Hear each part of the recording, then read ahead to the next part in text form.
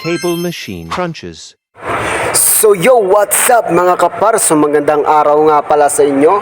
So ngayon ituturo ko nga pala sa inyo kung paano ang tamang pag-i-execute kapag nagki-cable machine crunches tayo mga kapar para sa ating abdominal part. So usually yung mga mali na nakikita natin is ganito. Ayan. So wag nyo po yung gagawin kapag nagki-cable machine crunches po kayo mga kapar. At dito naman mga kapar, ituturo ko naman sa inyo ang proper handling at saka yung proper weight kapag nagki-cable crunches tayo mga kapar. Excellent.